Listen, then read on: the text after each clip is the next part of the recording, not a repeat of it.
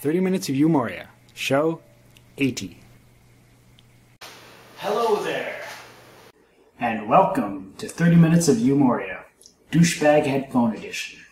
Alright, let's get started. This, the 80th show of 30 Minutes of UMoria, is brought to you by the lowercase letter I. The lowercase letter I represents 8 different creatures in UMoria, one of which is the blue icky thing. The blue icky thing is usually found at depths of 300 feet and moves erratically at a normal speed. It is resistant to frost. It has an armor rating of 14 and a life rating of 4-8. It is susceptible to fire. It takes a while to see intruders, which it may notice from 140 feet away. It can touch to freeze with damage 2-3. The blue icky thing.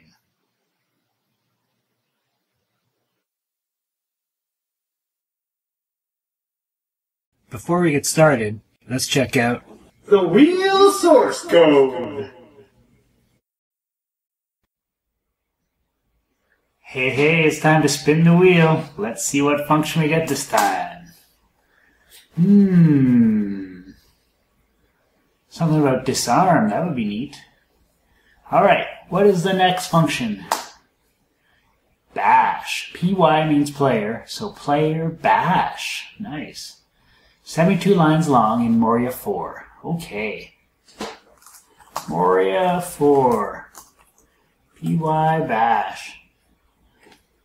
Alright. Christopher J. Stewart. He's everywhere in this source code. Make a bash attack on someone. Used to be part of bash above. Used to be part bash above. Well, bash isn't above it anymore. Something else. Throw object. Drop throw. Well, I don't know what he's talking about. Let's take a look at the function, shall we? Well, we grabbed the monster there, apparently. We go get the kind of monster. That's what that is, I think. No.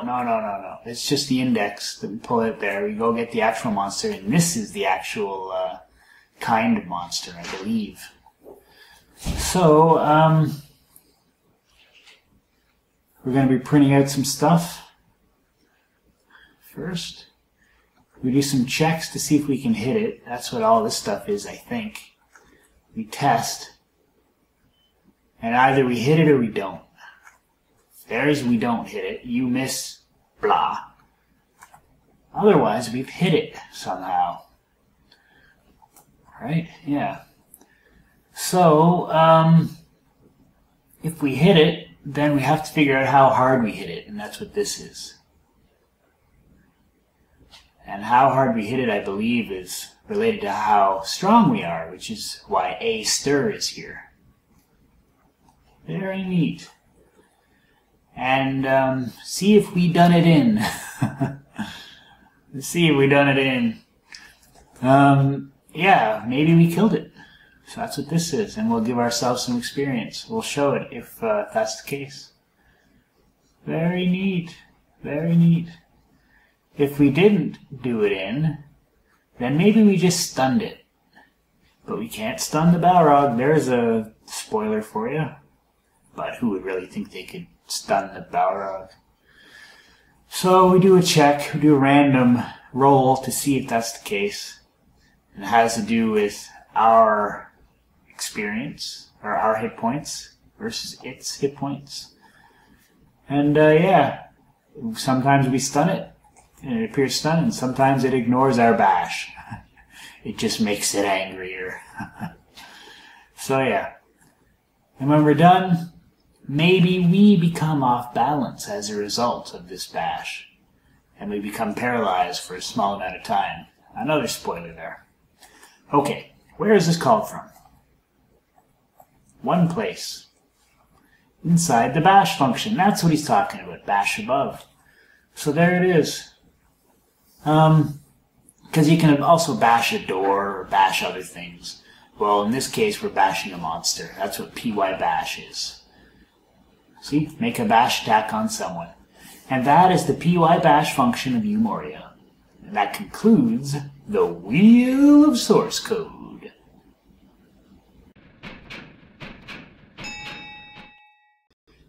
There's our title screen, UMoria 5.6, the GPL version. Your pack is so heavy it slows you down.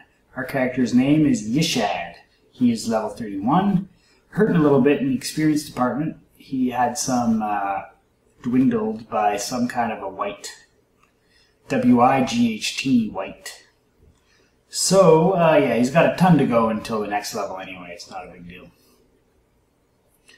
And we are at our lowest level yet of 1,600 feet. Can you believe that? The level is about a third done. And we're just going to keep going. Keep going and exploring this level.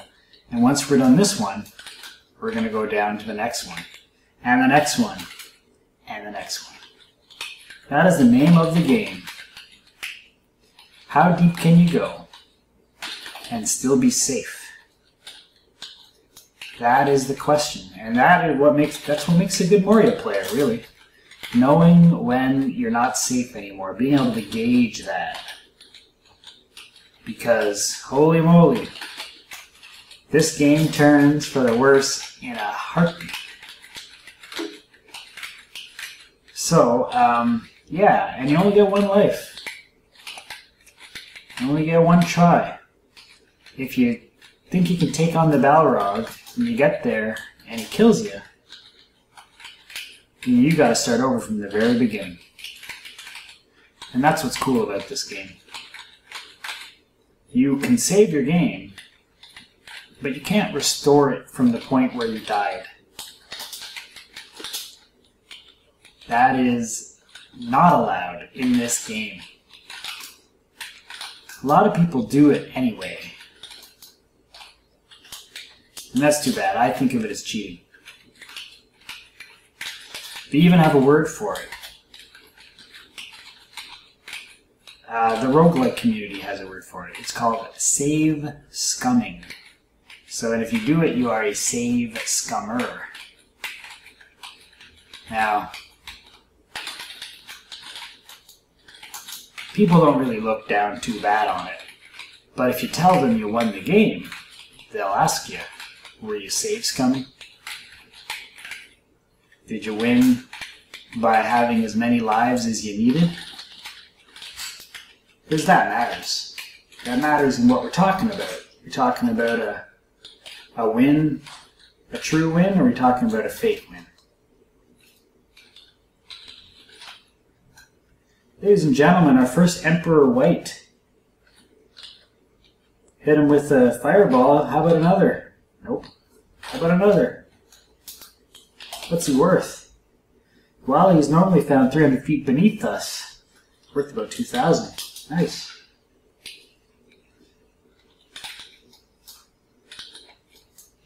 And now we're out of mana. How about them apples?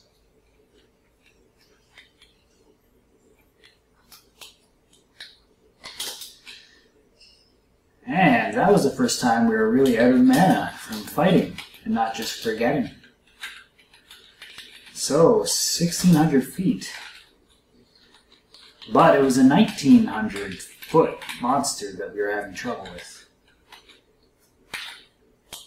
So, you can weigh that. Maybe 1,900 feet is the level we belong at. I think that was the depth of the mature green dragon that we killed.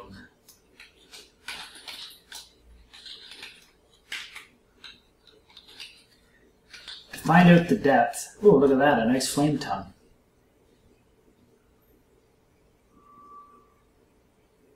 Very nice weapon.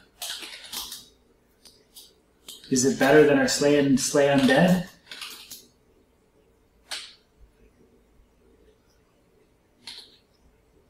Possibly.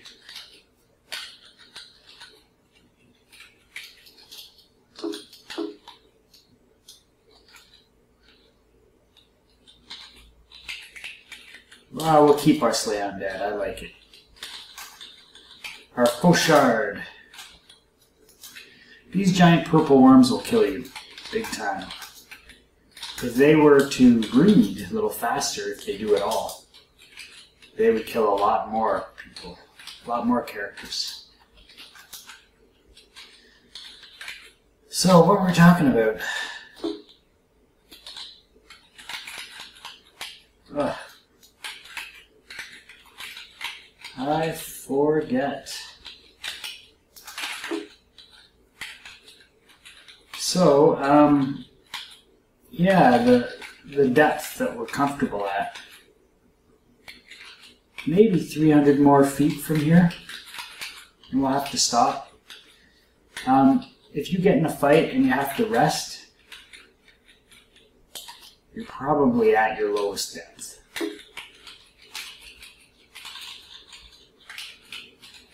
That's how that works. Ugh. Yeah, I'm going along fine until I see a monster I haven't seen before, and then whatever I was saying just goes whoosh, right out of my head. The Emperor White took that thought. And look at that, we're all caught up for experience now, because he was 2,000 points. Alright, it's too bad he couldn't have been 2,000 points in the black instead of 2,000 points in the red.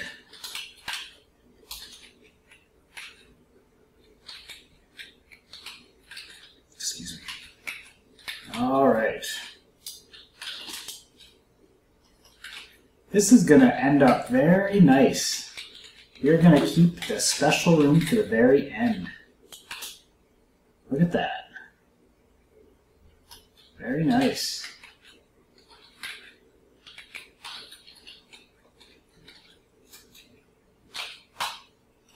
And another potion of Constitution.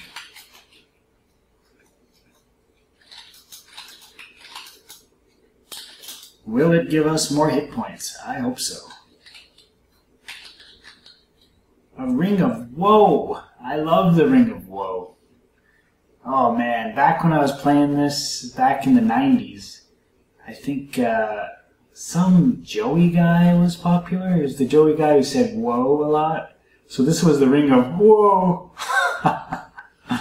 Anyway, watch our hit points. Nope, didn't go up. Didn't go up. So this does a whole bunch of things, but they're all bad. So it's one of the most entertaining rings you can have in a bad way. I love the ice trolls. What are they doing down here in the dungeon? Next to searing hot Balrogs. Riddle me that. You can't really invite over an ice troll for tea, can you?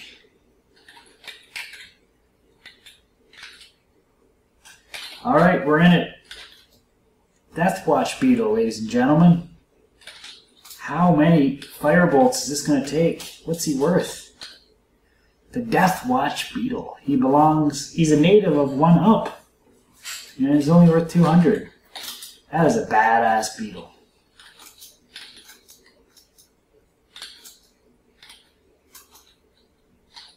Allpike, Ring of Resist Fire. Just got some gems or something over here.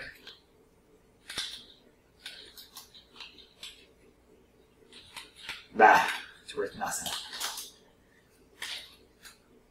It helps to do, as you go later down in depths, you need the Detect Monsters spell.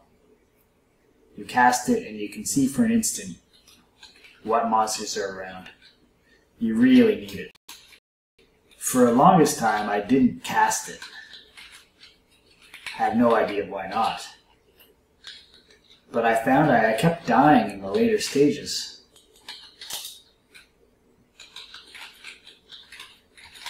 And the thing that fixed it, that made me not die in the later stages, oops, was that spell. It really helps you have a handle on what you're facing. So we're going down again, folks. Goodbye 1600, hello 1650. The other thing I wouldn't mind doing in my own roguelike, another flame tub, is make it so that the stairs don't always take you down the same number of feet.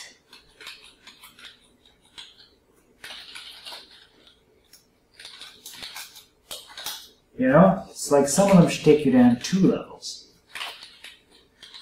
Or better yet, some arbitrary number of feet, like 32 feet, right?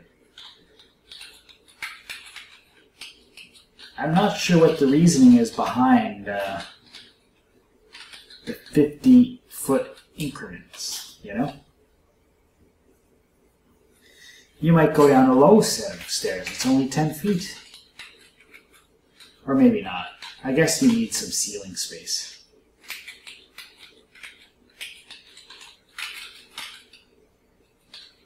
But you catch my drift.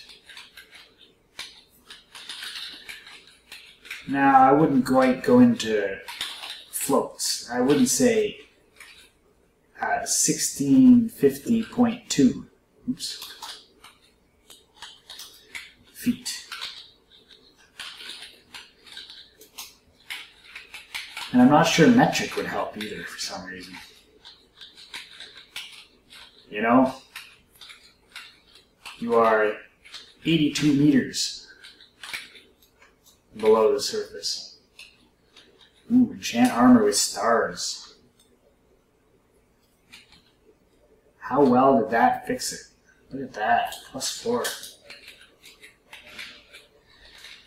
I can't really remember what the star does. I think it's a more of a guaranteed to work spell. Whereas the other one fails a little bit. It's a little bit faily. Yeah, I think the star one means the quality is better. The likelihood of success is much higher, if not 100%.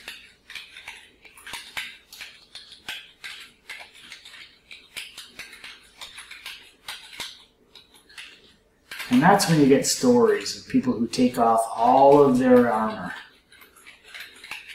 to use those spells. Because you never know which piece of armor it's going to enchant. But you can help those odds by taking off all other pieces of armor. And that's the key to that. If you really want a certain piece of armor fixed,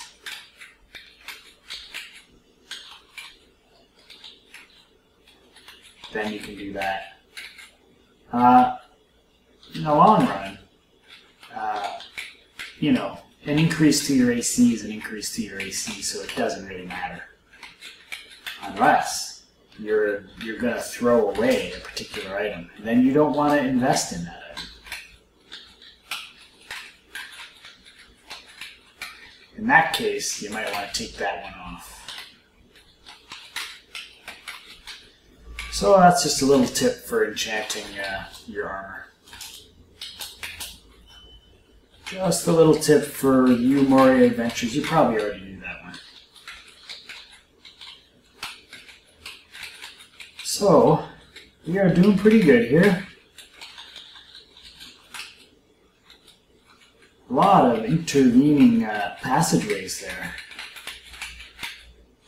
Ooh, look out. What is he? He's a ghost. Oh, life is draining away and we don't have any help. Oh.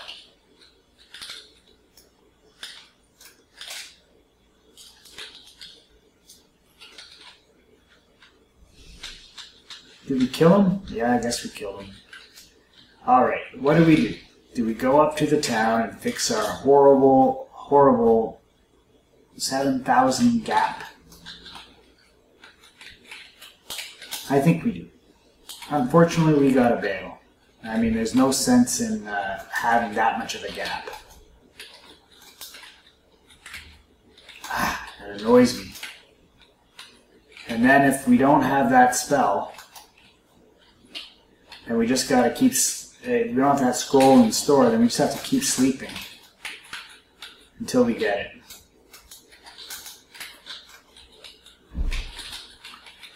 Alright, that's unfortunate. Reading the scroll, up we go. Sorry folks. I should have gotten the heck out of there as soon as I saw that ghost.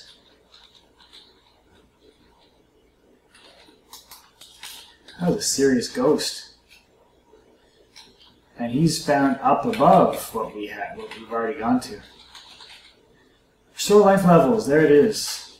Alright.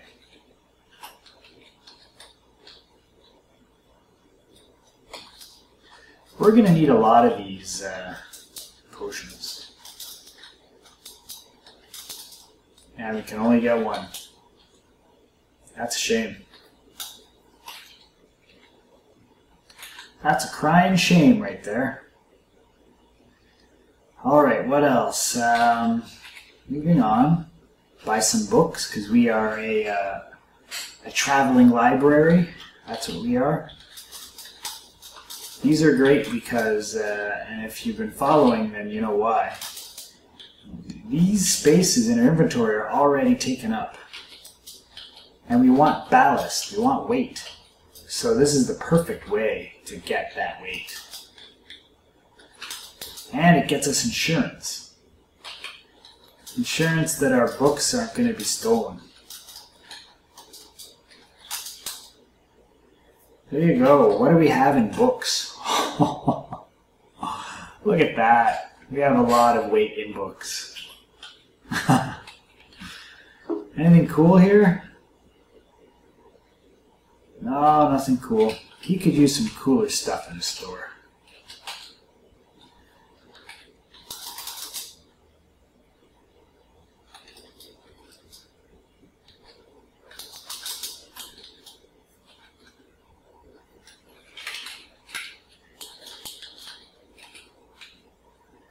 Alright.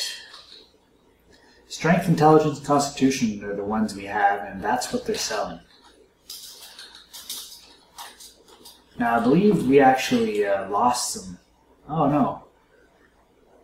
Yeah, we lost some intelligence there, but it looks different because of our cap. So we do need to restore intelligence. That looks better. But it's still off by 1 on the... Look at that. It's still off by 1 on the... I guess that's because it's 100. Alright, moving on. Let's buy those potions, shall we? There's one.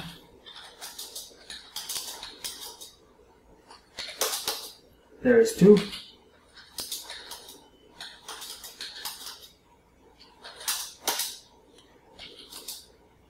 There's that. Restore charisma.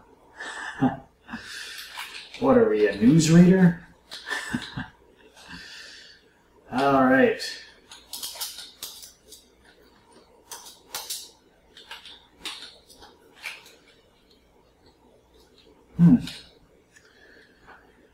Now what do we do? Couldn't hurt to buy one of these, to at least use the ones we already used.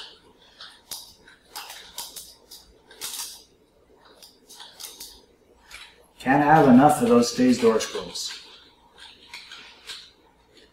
And they're not selling anything good at the weaponsmith. Armor looks pretty crappy. Our gauntlets are only +2, but they're not selling anything better. How about a cloak? We could use a cloak. They're not selling any. And back to this one because, hey, I can't remember what was being sold. And that's it. We're set. We're set to go back down. So let's do that. I've said it before, and I'll say it again. The balance of the game is a little bit lost once you have two permanent speed items. Wow. Ah, son of a crapper. How long did we last? We lasted no time at all when we lost 3,000. Son of a... This game, I tell you.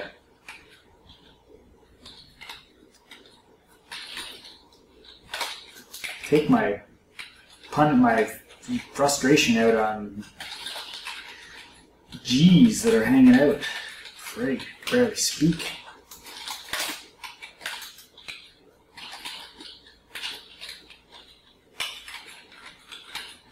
So do we go back up? I don't know. Are we just gonna work through this one? 3,000. It's one dragon, really. One good-sized dragon. But I don't see any dragons around.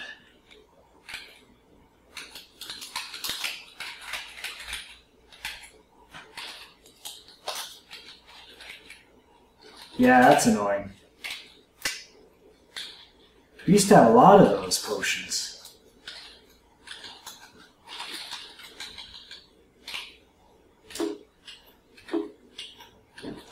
Used them all up, though.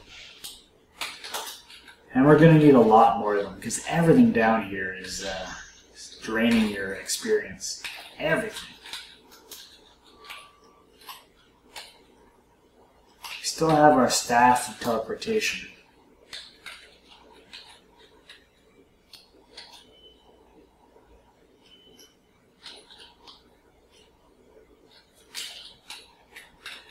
So, I feel like I should explain what that strange rune is.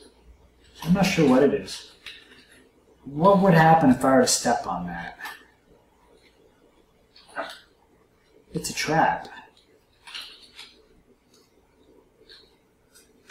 Let's step on it. Yeah, it's a summon. That's what it is.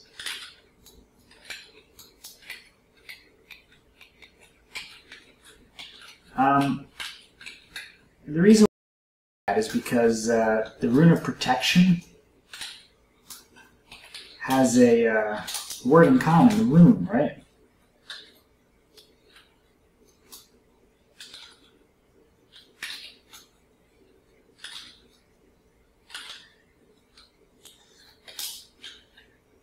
And I thought it would be neat if it was actually a Rune of Protection for us to use. Hey, look at that! We have one of the very scrolls that we need to take on the Balrog. Now that only covers some of the time frame, but we got to keep this one. That's very important. And we're going to drop the Scroll of Dispel Undead, or we're going to use it. Maybe we can use it on the next undead thing we see. So, let's drop the spikes. We're still moving fast. We're going to come back for those spikes. We are now hunting for something that is undead. Killer Deathwatch Beetle. That's like, ooh, I should use it there. That's like Death Cab for Cutie or something. What? Alright.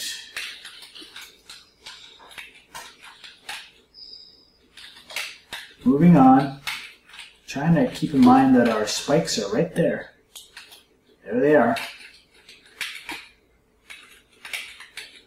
Looking for something undead.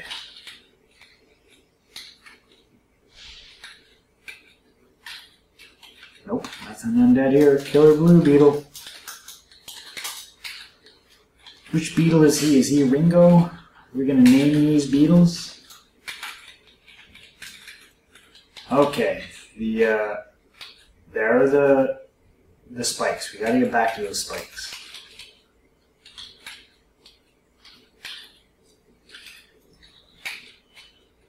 There is a nice weapon. Why can't that one be a Holy Avenger? Riddle me that.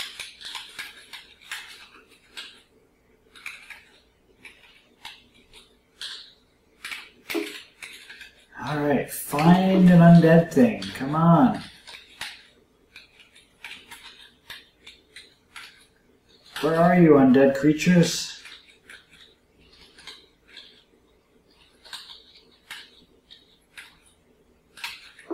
If we had a summon undead scroll, that would be handy. Okay. Are any of these undead? Earth Spirit. He's probably undead, right? Here we go. Dispel undead. Ready? Well, that didn't do anything. And the closet is right there. I guess he's not.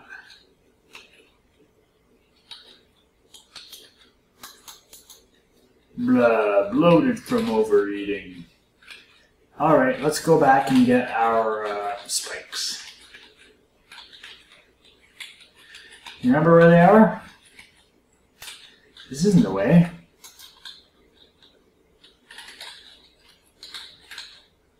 Ugh. There they are. You can't carry them, because we're carrying a backsword. A flame tongue backsword? Those flame tongues are everywhere down here. So what does a flame tongue do? A flame tongue sword hits with some fire capability. So maybe I'm bullshitting here, but if a monster is susceptible to fire, the flame tongue will really hit it hard. That's my understanding of it.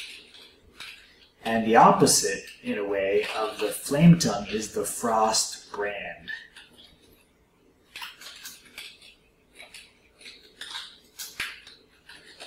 FB versus FT. Flame tongue is definitely a cool weapon. In some versions, back to our light conversation, in some versions of Moria even, I think there might even be some unofficial patches, but not Lars's unofficial patches. Anyway, some of them have the flame tongue weapon become a light source. A magical light source that never goes out. So a lot of variations of roguelikes try to deal with the light situation. They know people really don't want to have to deal with the light. So that's what they did in some versions. Maybe even in Angband they do that. But anyway, that's just another way of dealing with the same problem. Ooh, vampire.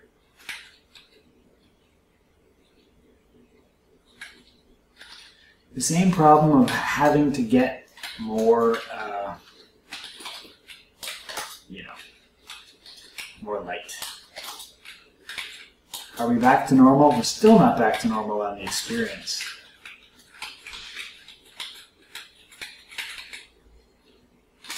In Moria, I don't believe that flame tongue really gives you a torch.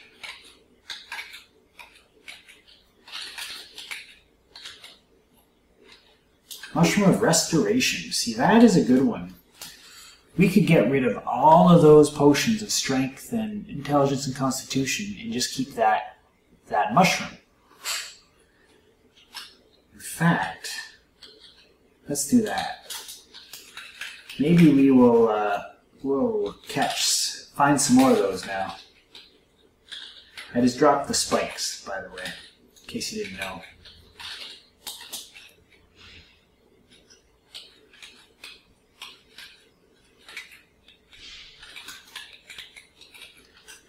Alright. It's starting to get hot and heavy here with the 1650 feet.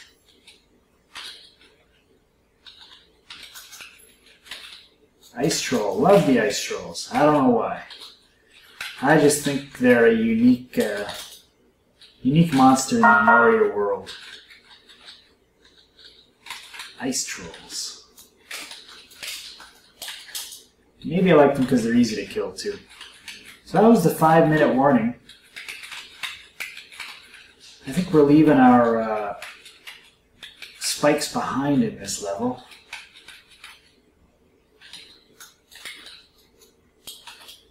Alright, and we're going to go down. We're going to go down to the next level. 1,700 feet, hello! Now, how much of exploration do we really want to do here? Maybe just a little. And there's our life draining away again. You know what? We got to go back up to the town. This is ridiculous.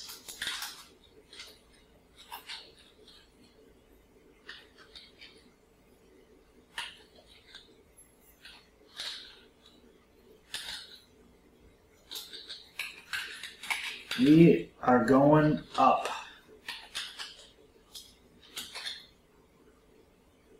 Does that restore Constitution? What happened there?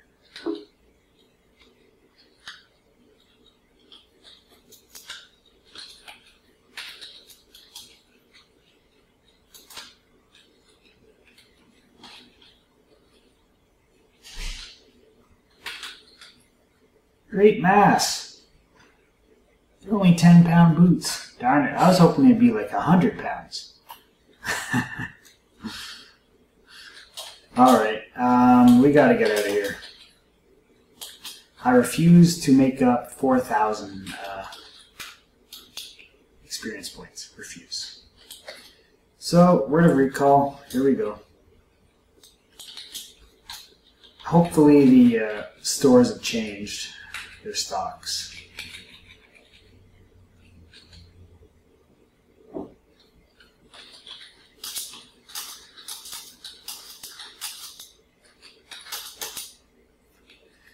Look at those enchant weapons, enchant scrolls there.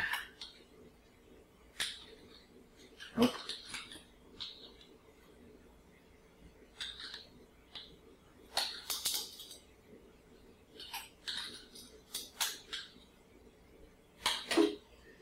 Well, they've definitely changed up their stocks, haven't they?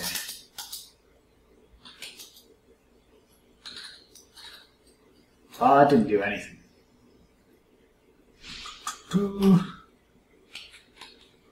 Next, is there a cloak? No cloaks.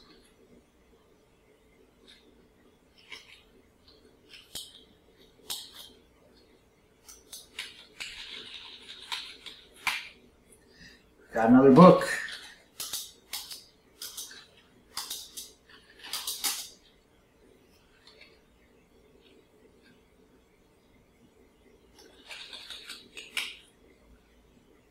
Restore life levels. There it is, folks.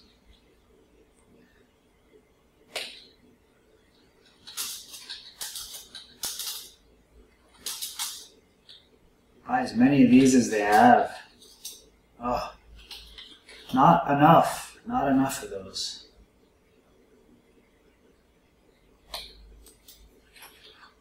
Maybe the mushroom of restoration would have fixed it, actually. Now I say it, I know. So, what are we going to get rid of? Nothing?